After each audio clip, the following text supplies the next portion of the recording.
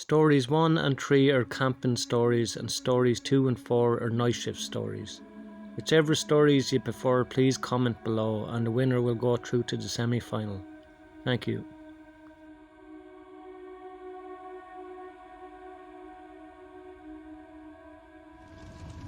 This happened a few weeks ago. I live in a nice neighbourhood near my friends. I refer to myself as Dan and my friends is Lucas, Kyle and Dean. There's a big stretch of woods at the end of the cul-de-sac in my friend's neighbourhood. We use it to get to Publix, which is a grocery store. It was around 2 o'clock when we decided to head out to Publix, but on the way my friend Kyle said that we should explore an abandoned warehouse and trailers. We all agreed because it sounded like fun. What's the worst that could happen? I don't want to forget to mention that these woods are known to have homeless people living there. There was tents and other stuff scattered throughout. As we approached the warehouse, we saw a bunch of junk tents left by homeless people. My friend Kyle started messing with it, throwing bikes and kicking stuff. You know, just being normal teens. We looked around at the stuff and started burning paper and other things with the lighters we had picked up. Eventually, after a while, we headed out to Publix and picked up some food. After spending the whole day with Kyle and Dean, me and my friend Lucas headed over to his place to chill. Because Kyle and Dean had to head out about 9:30, I had the idea to go and explore the woods again. I asked Lucas if he was down and he said yeah, sure. We both were scared because the woods were crazy scary in the dark. Our phones were only at about 15%, so we had to use them sparingly. Eventually we made it to the woods. Lucas brought a flashlight so we wouldn't have to use our phones. We started blasting some meat because why not? We were crazy and we were scared, so we needed something to take our minds off. I told my friend to turn it off once we got pretty far into the woods. I didn't want any homeless people to know we were there. We were about halfway to Publix when I saw a glowing orange thing to my right. I looked closer. It was a campfire. I looked up and there was 3 massive homeless people sitting right there. I looked at my friend and said run, and we started running. Just as well we did because Lucas said he heard footsteps. Adrenaline kicked in and I started running faster than ever. Lucas looked back and there he was. The guy from the campfire was chasing us at full speed. We sprinted and made it out of the woods. After that he told our other friends and they suggested we go back. The following week we went back and found nothing. A few days ago we were in the same woods at night with my friends. I was getting sticks and stuff to burn when I heard a faint whisper saying, "Come here." I jumped a bit but laughed it off, thinking that was just one of my friends. I headed back to where they were and said, "Nice joke guys." They all looked at me with a confused expression. They all said that it wasn't them. Needless to say, these events have been hands down the scariest moments of my life.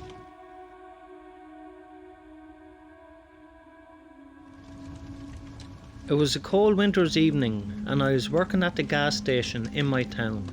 The gas station was a small one, with a few pumps, a small shop and a restroom. I spent most of my time inside the shop, attending to customers and trying to keep warm. As the night grew darker, the gas station grew quieter. The occasional car would pull in to fill up on gas, or grab a snack. But for the most part, it was just me, all alone. It wasn't until 2 men walked in. One was tall and thin with a pale face and high cheekbones. The other was about average height, long grey hair and a baseball hat. They both wore dirty jackets and pants. Their hair was unkempt. I tried to be polite, but I was very wary of them. They asked me for directions to the nearest town. I pointed them in the right direction, hoping they would leave soon, but they lingered eyeing me up and down and asked me personal questions. I tried to be short with them, but they wouldn't take the hint. Finally they bought some cigarettes and left, climbing into an old beat up car parked outside. I breathed a sigh of relief as I seen them drive away, but little did I know my troubles were far from over. After my shift ended, I headed outside to wait for the bus. The night air was crisp and my breath fogged up in front of me. Suddenly, the same old car with the two men driving pulled up beside me. They offered me a ride, but I refused. I told them that I preferred to wait for the bus, but they persisted and started to make me feel really uncomfortable. That's when I noticed a look in their eyes. It was a look that sent shivers down my spine. I told them I was not interested, and then I walked away as fast as I could. I was about a block away when I looked back. The car was still there, and I could also see that the bus was fast approaching. I ran to the nearest stop and jumped on, right in time. I knew that something was not right about those guys. I thought about calling the police, but I decided against it, not wanting to make a fuss. Over the coming weeks, I noticed that the same car was lurking around the gas station. They seemed to just circle the neighbourhood, and I had no idea what they were doing. I try not to go out there all alone when those guys are around, and so far that seemed to help.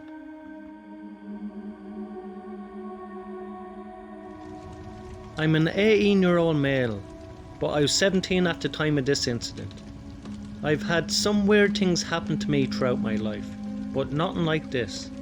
My parents were having a get-together at our home, but it seemed like it was dying down. I was getting bored, and then I got a call from one of my close friends, Luke, who wanted me to come over.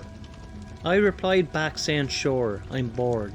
Anyway, he said that my other friends, Colton, Ryan and Matthew, were also over there, and they were all waiting for me. I said that I'd be there in about 10 minutes or so. When I got there, I walked in and couldn't find anybody at first. I looked all over the house and eventually found everyone except Luke. I asked over and over again where he was, but they gave me the same sarcastic answer. I assumed that they were messing with me, so I played along and went to look.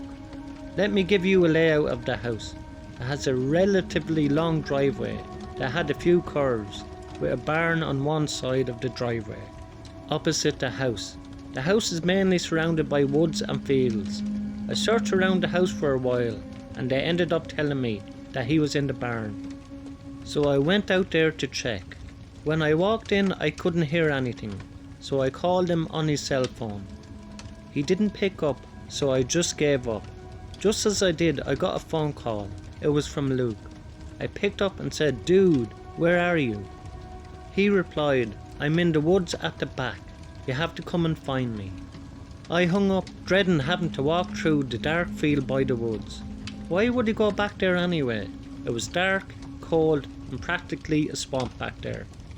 Then I got another phone call. It was Luke again.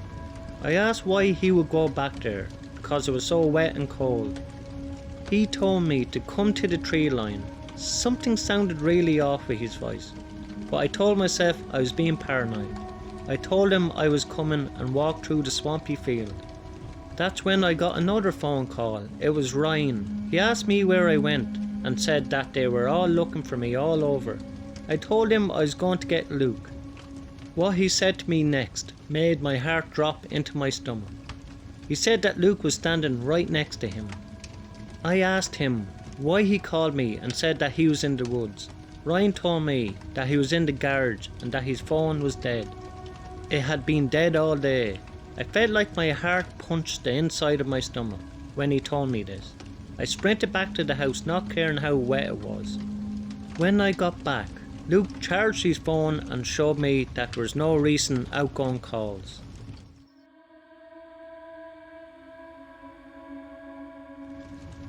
I've been a security guard for well over a decade now, and in that time I've seen some strange things, but nothing could have prepared me for the night when this story took place. It was 2018 and I was working the night shift at a hotel downtown. The job was really easy and I was really into sci-fi books at the time, and I had a lot of time to read.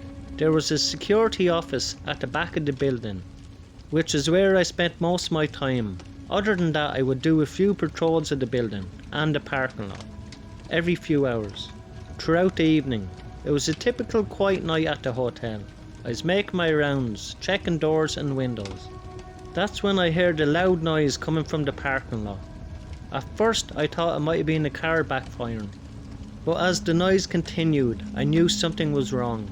It was 2:30 in the morning and the place was an absolute ghost town. Any noise at all would stand out like a sore thumb. All these loud tugs I was hearing in the parking lot were very concerning. I immediately called the police and headed towards the source of the noise. As I approached the parking lot, I saw a figure in a hoodie trying to break into a car. My heart was pounding in my chest as I shone my flashlight at him and I ordered him to stop. As soon as I got them words out, he took off running. I chased after him, my breaths coming in gasps as I tried to keep up. I just needed to stay with him long enough for the police to show up. He was fast and I was starting to lose ground. That's when he suddenly disappeared. I stopped and shone my flashlight in every direction, but I saw no sign of him. Just when I thought that I'd lost him, I heard a faint noise coming from a nearby alley. My hand went to the weapon, which was a can of pepper spray, as I cautiously approached. That's when I saw him. The man was hiding behind a dumpster, trying to catch his breath. I ordered him to surrender, but he refused. He came at me with a wide look in his eyes, and then he jumped on me. Before I knew it, we were rolling around on the ground fighting. I was cursing myself for following this man. I should have waited for the police, I thought. The man was strong, but I was able to overpower him and subdue him. Until the cops arrived. The man turned out to be a wanted felon with a long history of violence and theft. It's been a few years now, but I still think about that night. Feeling the fear, the adrenaline rush, and the physical struggle with the criminal will always be a part of me. I'm also grateful for the training I received, and I know it helped me handle the situation as best I could. Thanks a million to everyone who liked, subscribed and commented on my videos. It helps out the channel big time. If you enjoy these stories, you will enjoy the stories in the box above. Thank you.